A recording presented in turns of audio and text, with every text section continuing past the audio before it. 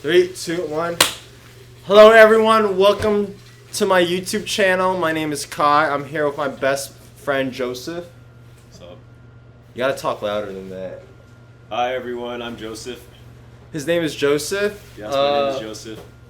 I'm an aspiring mountaineer guy, and okay. Bro, lock in. I'm locked in. Yo, what's up? Yo, what's up everyone? Yo, what's up everyone? Yo, what's up everyone? My name is Kai. Currently a student at college right now, and I like to go backpacking, and I want to become a mountaineer, so I'll go to Nepal later this September. I'm in my mountaineering outfit right now, and I'm with my boy Joseph. Hi everyone, I'm Joseph. I'm a friend of Kai's. And yeah, in this video we'll be talking about how we both got into the outdoors, the differences between mountaineering and ultralight, as well as camping, backpacking, all those different little things within the outdoor space. We'll also be talking about how we got into it, and like talking about our Boy Scouts experience, childhood, and then we also did a few treks together. So we did a bike packing trip together, which is how we met, and we also did the Tour de Mont Blanc a summer ago, and just going into the pitfalls, what went well, just everything that happened, and I think that would be a good thing to discuss about. Yeah. We'll also be talking about our different, types of gear for either mountaineering or ultralight. So really want to talk about that as well. So yeah, welcome to the YouTube channel. Yeah, thanks man. Do you want to talk about yourself? Or okay.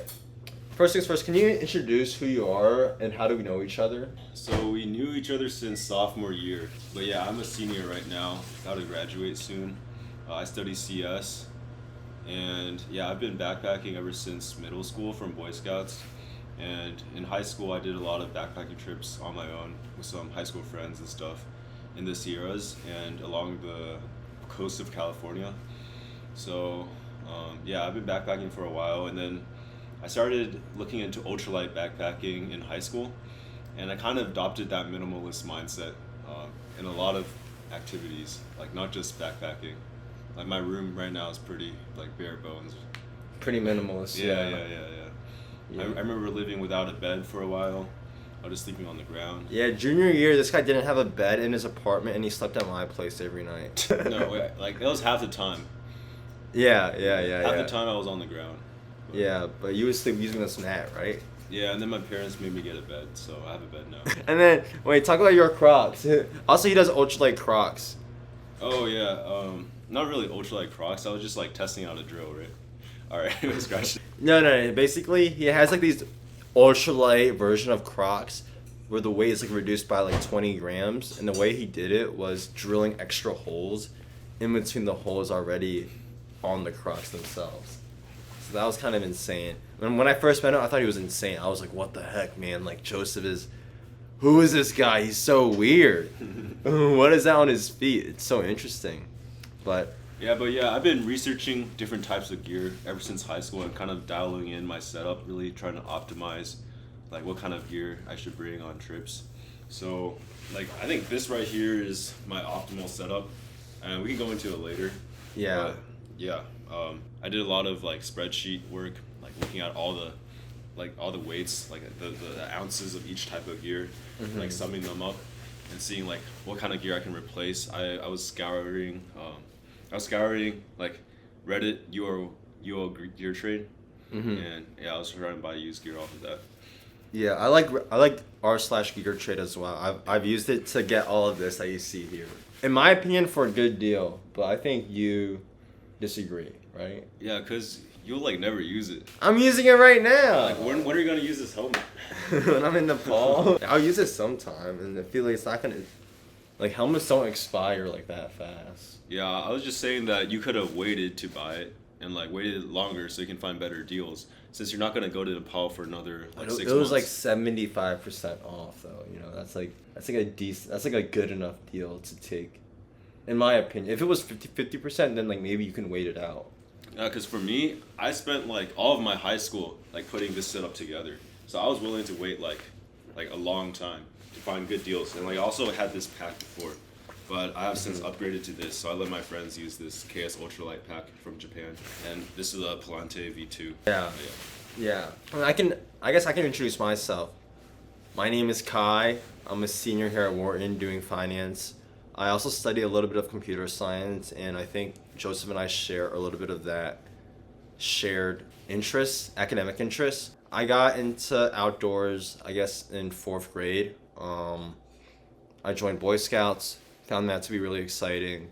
Also joined a club here at Penn called Wharton Leadership Ventures, and really, I guess, accelerated my outdoor adventure exploration, going to Ecuador, going to New York, just going mountain biking, doing all these climbs and stuff. So that was really, really cool. And how I first met Joseph was actually randomly on Locust Walk, which is we met randomly on Locust Walk here at Penn, just out on the street. And I remember saying to him, "Hey, what's up? My name is Kai." He introduced himself. I was like, "Hey, Yeah, my name is Joseph. I like backpacking." Yeah, and he mentioned, "Oh, I like backpacking," and I said, "Oh, really? Because I like to ride my bike as well." And Joseph said, "Oh, I have 2 backpacks in my room," and I said, "Oh, really? I have 2 bikes in my room," and I think we made the connection of saying, "Hey, let's just go bikepacking next weekend," and then we went the following weekend with our friend also, Jasper, and that was a brutal night because it was like in November. It was super cold. It was super fun though. Was it in November or October? I don't remember. It was like fall break. It was like fall, but we bike packed to Valley Forge, which was I think a 40-mile bike ride, and we camped there for the night. It was really cold. We had a dinner at a spot that had like smoked brisket barbecue, I think. Yeah, That was good. And along the Schuylkill River. It wasn't the Schuylkill River. Oh. Wait, the river flooded, remember? And then... Oh yeah, but that was like a canal. It wasn't the exact. like a tributary. Yeah. It was a canal through the Schuylkill River, so we did that, and I had so much fun. That was actually insanely fun. And then and I think we've gotten really close since then. So we also do a lot of lead code together. No, I don't do lead code. I coach you on lead code. He introduced me to lead code. I introduced him to how to talk. And chess. I introduced him to chess. You introduced me to a stronger work ethic. Oh, I taught him how to work out too. Because he always was doing supersets before. And just like running around the gym. So I taught him how to work out with a purpose. You know? So now, yeah, he's been getting a lot bigger. Good progress. Okay. And yeah. I feel like Joseph is like one of my closest friends here at Penn. I'm really glad to have met him because I think, at least coming into Wharton, you're very much surrounded by a lot of pre-professional banking or consulting people. And for me, I never really connected with that just because I think at some level, consultants and bankers have to know how to present themselves. So it always comes off as like inauthentic in some ways whenever I talk to people who want to do that. Or like it seems like that they want to like put forth like an image, you know, of like being composed, being together. But like when you hang out with engineers, I think they tend to care more about being competent and like just getting the job done and not necessarily looking a certain way or acting a certain way. And I think for that, I found that to be a bit more authentic, and I was able to connect with I think a lot of computer science people here at Penn. Also, I just liked computer science more than finance, I think. So I think I was just naturally drawn to talking more about those topics with people who come from an engineering background. And that's why I thought Joseph was such a good friend to be with. Thanks, yeah. bro. Why did you pick me as your friend? Well, I just liked how do I say this? I didn't pick you. You just kind of showed up. Oh. Okay. What's a good answer to that question? I just showed up and you're like, whoa, this guy's different. Wait, dude, that's kind of a weird question to me because I don't really choose my friends, really. I just kind of, you're just there. Like, you're just one of my boys naturally. And, like, I'm not gonna, like, cut you off or something. Yeah. Even though we have different interests, it's just like, you're my friend, so I'm gonna, like, continue spending time and effort, like, maintaining the relationship. Yeah. I think when we, went to Kensington and we met, what's his name? Tom, I think. Yeah, Tom. Tom, which is a dude who showed us around. I think then I was like, whoa, this guy just wants to do new things, and he's very open to learning about different things. Although I feel like in my head at the time, it seemed like you came from a very, I won't say typical, but like typical stereotypical background of suburban kid, Bay Area, computer science, try hard in school, all that, which is not a bad thing, right? But I was like, okay, this guy seems like any other Bay Area kid. But I think when you mentioned that and you started showing some disposition to exploring religion, talking to different people, asking questions, and just showing that curiosity, I think I really resonated with that because I think I consider myself a pretty curious person. And I was like, bro, like, you don't want to go there, so I'll go with you to make sure that you're safe. And I think we learned so much during that little like day trip. Yeah. We can put some pictures up on like the people we met. You know, the guy that we gave like the free food to. Sour Patch guy. And then the Asian shopkeeper that told us that this place is dangerous. Yeah. But yeah, I also like really resonated with your curiosity and how you just want to try new things. Like I think in our time at Penn, you tried a lot of new things, like from lead code to cooking, to like I guess now is your mountaineering phase. Yeah. But yeah. Now is the mountaineering and YouTube phase. Yeah. It's a tech podcast phase. Yeah. I did not expect to have a tech podcast at all. Yeah. Do you feel like you're also very phasey? Not really. I don't think so. I just like trying new things. Like I like exploring, like talking to strangers, seeing their story. Yeah.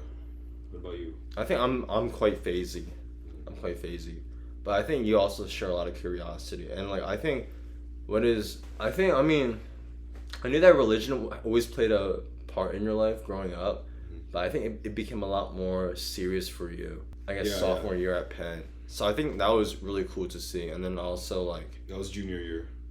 Yeah, I think also like I think I remember meeting you the first time, and I thought you were a very abrasive personality at the start, in terms of like I guess just like commenting on different things. It seemed a lot more abrasive, and I think that has changed a lot, actually. What do you mean abrasive? Or like insensitive, or maybe just like not as, I don't know. I think I also fall into that trap as well, but I think you came off more abrasive when I first met you. Yeah, just like in general topics. Alright. Yeah. I like your hat, by the way. Thanks. Old Mission. Yeah, next topic. Let's see. The Tour de Mont Blanc. Okay, so the Tour de Mont Blanc. So last summer, Joseph and I, as well as our friends Sahith and Toby, we did the Tour de Mont Blanc in August of 2024. If you don't know what the Tour de Mont Blanc is, it's a 107-mile through hike that goes between 3 countries in Europe, France, and then into Italy, and then into Switzerland. There are many refuges and spots for camping along the way, so I would say it's very beginner friendly. If you haven't done it before, you should do it. It's really, really scenic, and during this trip, it was so fun. Like, I remembered hiking between refuges, hanging out with my boys, and just being in the great outdoors and taking so many photos along the way. Took so many photos, and I think I had such a wonderful time. And this was also after like going through a breakup, and I think I really needed to be around with my friends. So I think for me, like Tour de Mont Blanc was like a big highlight of my life. Yeah, me too. It was just so beautiful, and doing it with college friends, yeah, very memorable. Yeah, we didn't stay at the refuges. I don't know if you mentioned that. So we just spent every night like in the middle of the woods. It's technically illegal in most parts of the trail to sleep like just outside. But yeah, I think it led to a lot of great experiences. Like I remember Kai, he slept in a bathroom for one night because he was so cold. He didn't bring a sleeping bag. Yeah, I didn't bring a sleeping bag. That was stupid. Yeah, because he was trying to be ultralight, but he wasn't doing it right, you know. I brought a consulting book. Yeah. Remember, I brought a consulting book. I think it's the case And interview. he also brought the flashlight where you squeeze it to light up. Yeah, I brought a crank flashlight. Yeah, and you never used that. I think I used it, but it just wasn't good enough. So like. Oh, you got your iPhone flashlight. You should just use that. Yeah, I just used my iPhone. Yeah. So that was that. Yeah. What was like the top spot or like top memory? Would you say? I think my top memory was, remember you guys took the bus out to meet me and Toby after the Italy section? Yeah. And we just chilled where there was like this country club or something. Like there's a lot of Italians just like sitting at this restaurant drinking, and there's like a volleyball net set up. Yeah. And then me and Saif, we played volleyball against like some random Italians and we beat them. Yeah, that was cool. That was probably one of my favorite memories. Because before that we hiked like 12 miles. I woke up at like 7 a.m. hiked until 12 p.m. Met up with Kai and Saif, and we just like rested, played some volleyball, and then we hiked like another 10 miles after that into Switzerland. Yeah. Yeah, that day was crazy. Yeah, because we also flew the drone out. We went into the water. Yeah, wait, show them the video. Yeah. Of like the town. I forgot the name of the town though. Yeah. But it was so idyllic. Like, I think if I were to ever become a very, very, very rich person, retiring in Chamonix or in that area would be a top spot. Yeah, there's definitely a lot of rich people there. Yeah. Like, people have money, you can tell. Yeah. Like, would you also, I guess, go skiing? Have you ever done skiing before? Yeah, I've skied before. Growing up, I went to Lake Tahoe a lot. That's cool. Yeah. Oh, yeah, wait, you know Vincent, he went to Chamonix over winter break. Really? Yeah. For what? There. Skiing. With who? With his family. Damn, that's cool. Yeah. Chamonix. You can cut that out of the video. Yeah. Bro, how much are we gonna keep in this video? Bro, we could make it fully private. Oh, okay. like literally, this is just like a memory. Alright, because I feel kind of awkward. That's okay. It's like people are gonna listen to this. That's okay. No, I think. Wait. Tour de Mont Blanc. Yeah, like you were saying, it's a very beginner-friendly trail, so it was pretty forgiving, given the mistakes that you made. And it hailed. Yeah, it hailed that day. Bro, worst weather conditions. It got really cold at night. It rained. No, it didn't rain that hard, but it did hail. But when it rained for I think like a solid 2-3 days, and then during that time, we all got super duper sick, and I think it was from overexertion. The rain made us cold. We didn't get hypothermia or anything close to that. It was like a stomach bug, because we all had diarrhea. Yeah, stomach bug. I had crazy diarrhea, and we stopped at this refuge in Champex, Champagne, Switzerland. Yeah, and we stayed overnight. Dude, wait, that's another great memory. Remember we got to Champex, we saw the big lake, and we restocked at this grocery store. And then for like 3 hours after, you were sleeping outside the grocery store. And it's like actually next to this Michelin restaurant called like All Pin. Okay. And then they ended up kicking you off the sidewalk, I think. Yeah. Because like we just had all our stuff spread out. Like I can send you a picture, but yeah, we had all our stuff spread out. We're just like very messy. And yeah, the Swiss people just probably thought that we're a bunch of like homeless hiker trash people. Yeah, because we were like also like the only non-white people there or non-Europeans, and to just pull up to their fancy Swiss town and sleep on the side of the road next to their Michelin star restaurant, I think it definitely came off as disrespectful or arrogant, but we were all so. But that's just the hiking life, though. Yeah, it's the hiking lifestyle. Yeah, and I remember walking into a hotel. Like, this was before we found the hostel. Okay, I'll talk about it later. So, yeah, I remember walking into a hotel, and then the guy just, like, looked at me, and he's like, no, out, right? Because I was, like, dirty, and I was leaving, like, footprints in his clean hotel. But you remember that? Yeah. Dude, that guy was so snobbish, bro. Yeah, wow, yeah. Yeah, and then after that, we walked around trying to find a hostel. And then we met this Swiss guy that offered to let us sleep in his backyard, bro. Dude, I was like, oh, excusez-moi, monsieur. Est-ce que nous pouvons habiter, I don't know, à la maison, s'il vous plaît. Yeah. And he was like, no, but you can like sleep on my lawn instead. And we said, bet. We didn't end up doing it. But that was a really, really funny like thing. I think Toby recorded that interaction. Yeah. But just coming with French on the spot was interesting. Yeah. And then we stayed over at a different refuge. I think that was for $45 a night, I think. I think it was around $40 a night. And Toby was initially reluctant to do it, but we were like, come on, man. It's raining. Just do it. And he said, okay, I'll do it. And did they provide us dinner? Nope. Okay. We didn't get dinner. Yeah. But we had a place to stay. It was super warm. I really liked just like the dining room section of it. I'm not gonna lie, because it was high I ceilings. like the bedroom. It was just a bunch of mattresses on the ground. Like people were lying next to each other on the ground. Yeah, it was like 15 mattresses lying Yeah. side by side. We all slept and stayed there till like 12 p.m. the next day. And when I think checkout time was like 9 a.m. Yeah. or 8 a.m. something like that. So that was really cool. And we just slept in. They kicked us out. Yeah, and that was a really fun time. Yeah. The next day I was sick, so we didn't hike. We wanted to finish up the trail that day, I think. Yeah, you got sick and you were. So we got stranded in Champex, bro. There's only one bus that went out, and we didn't manage to catch it. Yeah. So we were really sick. Did you have diarrhea or was it like just fever? I had a stomach bug fever. Yeah, Joseph had a crazy fever, and literally was immobile for like the longest time. So we had to. Yeah, we were just playing this card game in the cafe, and I was sitting in the tourist shop, like the tourist, what's it called? The tourism information place. Oh yeah, I remember. That was a nice spot Yeah. though. It had Wi-Fi, I think. Yeah, and we played like a lot of cool card games. Yeah, yeah.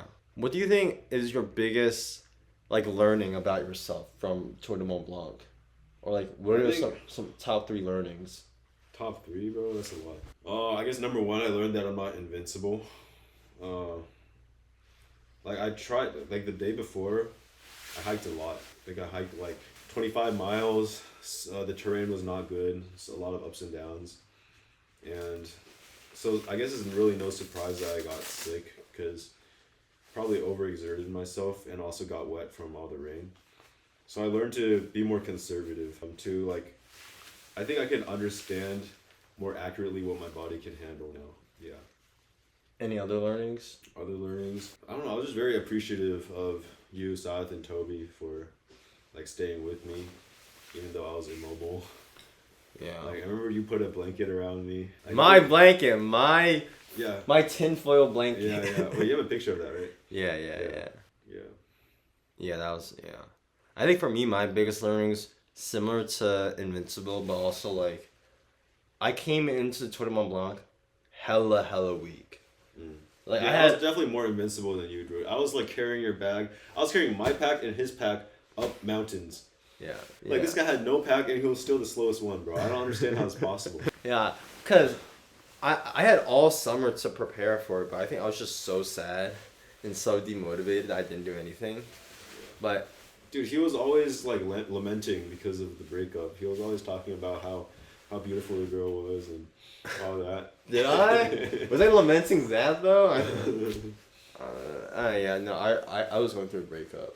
I think for me, I learned that I was so weak and that I needed to get strong. So coming back into Penn, I picked up running again, worked out a lot more. That was pretty fun. But Tour de Mont Blanc really showed that for me because Joseph carried my pack up this 300-meter elevation gain or 300 feet elevation gain incline Along with my pack. along with his pack, and I was dying. That heat just killed me. Yeah. Oh. But Toby's even fitter than me. Yeah, Toby's a mountain goat. Yeah, Toby was the GOAT. Yeah. There's levels to it, man. Yeah, and I think another learning was Wait, bro, didn't you have the whole like career switch up? Like you brought a consulting book on the trip because you were planning on like interviewing for consulting, but afterwards you're like, "Yo, I'm know. gonna go mountaineering in Nepal." So like, 'Cause I I had, think like- the TMB definitely like changed your perspective. no, because I had a BCG OA Yeah, during TMB that I couldn't attend. exactly. And after the TMB, you're like, "Nah, I don't want to do consulting. I don't want to do banking. You guys are all sedated corporate drones." So I think the TMB definitely changed up. your life. Yeah. But I was prepping hard for consulting because I had connections at the BCG Philadelphia office, like many connections. And I couldn't push my OA, and the OA was during TMB. Wait, what was happening during the interview? Like, what were you doing? Doing TMB. It's at night, right? You could have found Wi-Fi and done it. No, it was like impossible because I didn't have my laptop with me. Yeah, but I was just like, I also think this is sidetracking, but I was not impressed by BCG. Why? I don't know. I think obviously I'm not a consultant or anything, but it seems that BCG or consulting is the equivalent of grad school. for people after college, but in a better sense where you just get paid for your work, but you're still doing like homework, you know. Obviously the vibe is different and you're talking to like corporate executives now and you're expanding your network. But I think for me, seeing all these videos of in podcasts of people in their 30s say I did 7 years at BCG and I did my MBA and I back at BCG again. It wasn't the lifestyle that I wanted, and I think that I would have pursued a startup, and I thought out what startup I was gonna do, and it was gonna be a mountaineering photography startup, and I said, okay, well I don't need BCG for that, do I? So that's what I'm doing after college, which is so scary. I think about it every day. I'm so scared. Yeah, I remember after the TMB, your whole career outlook changed. Yeah, you just started talking about Nepal and mountaineering and making your own outdoor gear company more. Yeah, that's valid though. I remember on the trip we met a lot of old retired people and they're like, there's like so much more to life than just sitting in an office doing a 9 to 5. Like look at all this look at the scenery, you know. That's what the doctor said at Champex. Yeah. Wait, who's the doctor? I don't know, but it was this American doctor, and he pulled up. Oh, he was living in the campsite, the paid campsite. Yeah, and he said, yeah, I did all this doctor stuff, and then now I'm able to do like these solo trips, and I was like, wow, I want to do it right away. Yeah, and what did he say? I think he told me to get a job. Really? Wait, I thought you said you should do it right now. I don't remember, but I think... And then we're also talking about Apex Alpha. I think that's when the ideas first started forming at Champex when we were stranded there. Yeah, I was like, guys, like, if everything goes to shit for me, please start a hedge fund so I can be your janitor. which I am serious, by the way. If you start a hedge fund, I'll be your janitor, human resources. I'll stock the fridge. I'll do everything. Yeah, I'm not even capping. I mean, I think you're pretty good at business development. Like, we always need a business developer. Yeah, well, we'll see mountaineering exchange transfers to that. But, yeah, that would be cool. Another big learning I had was, I think it was like, yeah, like, there are many ways to live life. And that really, I really thought about that when we were in Chamonix. And you see all the people our age, 20s, whatever, and they're in the restaurants. And they're serving food, they're cooking food. We went to this burger place, and you just see people your age just cooking food. And I just thought to myself, I was like, wow, like not to compare lifestyles, but I thought like, wow, like their lifestyle in a lot of ways is better than mine, but also it's different, right? And also when we spoke to the girl, like the bartender at the bar. We went to a bar? Oh, I think maybe it was me and Sadiq then. What happened? But it was in Champex. Oh, yeah. I was sick that night, remember? Okay, yeah. Yeah, you wanted to find food for me. Yeah, wait. Yeah, it was me and Sath, and we were at the bar, and she said, hey, like, I'm going to college, I'm doing my master's, and she's going to become I think, child behavior specialist, or someone who talks to kids and, like, helps mentor them. And she said, hey, I've never done the Tour de Mont Blanc before, despite living an hour drive away from it. And she mentioned that she'd never really been outside of the country. But then I also think about how there's so many people who would work in New York, do banking and whatnot, and when they're like 60 years old, they would then retire or live their summers out in France. And I was just thinking like yes, like this like Swiss girl, French girl may not have the money to travel the world or do crazy stuff like that, but she's already at a place where many people would want to retire in. So, like, which was the quote-unquote happier lifestyle? And I think when I saw all the French people our age just cooking food and, like, having so much fun, and obviously that's just a small glimpse of, like, their lives that I'm, like, witnessing, you know, at a restaurant. But that, to me, seems so perfect. I'm not gonna lie. Yeah, that definitely planted a seed there. Because I remember after the trip you're talking about, oh, I want to intern at Chamonix, or I want to go to Patagonia and work the summer there. Yeah, so I just thought about that to myself. And I think going to Ecuador as well makes you think a lot about like how you want to live your life. And I made a little, I spoke about how people at Penn or in general become middle class sedated drones. And like that's obviously a very like harsh blanket statement to say. And I do regret saying that. But I think there is some truth. Well, you took the post down? Yeah. Bro. I do harbor those. I do harbor similar feelings though. But it was something about how I think many people at Penn are honestly very risk averse, right? Very risk averse. They're scared, and they don't want to go after their dream career. But there's a lot of people starting startups though. Yeah, which is true. But I meant like dreams, like crazy dreams. Oh. Not like, saying be an astronaut, like Navy SEAL type. Yeah. But I just thought about how Jimmy Chin went to college and he did 3 years of rock climbing afterward and became a bum. Mm-hmm. And just seeing how he became the way he is, and I'm like, wow, like I want to do something similar. Like that would be a life, I think, to me worth living. But it's obviously hard to ascertain whether or not that's what I really want unless I try it. Yeah. I feel like that's a good goal to have, but you can't put that expectation on everyone else. Like, you don't know about other people's lives, right? Yeah, like, yeah. What if they want to start a family? What if they just want to, like, give back to their parents, right? Yeah. So then they definitely want to seek a more stable job, like work a 9 to 5. Yeah, I agree. So I think that's where I fell short, is that I was calling everyone well sedated middle class drones, and I realized I was calling this guy a well sedated middle class drone. Well, I'm working for a startup, bro. It's like not that stable.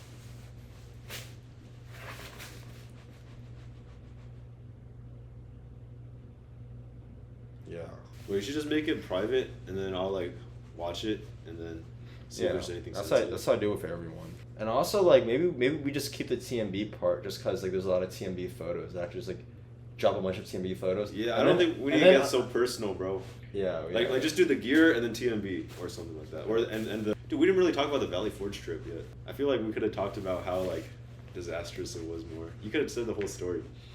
We went to Norristown, remember? No. We biked to wherever Jasper was. Yeah, we took Jasper's mom's car back. Dad's car. Dad's car. We just slept. We didn't talk about sleeping like next to a factory. I didn't even know that we slept next to a factory. Dude, it was so loud. How could you sleep? It was loud? Yeah, bro, I couldn't sleep. Oh, so wait. like me and Jasper, we just like sat on the edge of the river and looked at the factory. I didn't know there was a factory. Yeah. So you were sleeping from like 3 a.m. onwards, and then me and Jasper we just sat until the morning came. I didn't know that. Shoot, I think this video's pretty scattered, bro. Bro, it don't matter. Okay. I'll just make it private then and just share between me and you. Because just in case, bro, not gonna say it's gonna happen. In case this is like our only like recorded memory or last recorded memory, then like it'll be a cool thing for you to have. What do you mean by that? Or for us to have. Are you good? I'm just saying. Right. Okay. I'm just saying. I hope you're all right, bro. I'm just saying. Like, Okay. it's good to record. Yeah, I get what you mean. Yeah. I'm actually low-key hungry. Do you want to just end the video? Wait, what else do we have to go through? Bring up the agenda. Yeah, this is so scattered. How long was it? Is the video? We have to talk about 39 mountaineering. minutes. Oh, that's not even that long. Oh shoot, we gotta show the gear. Nah, fuck it. We'll do that another time. I want to eat. End video now. Bye.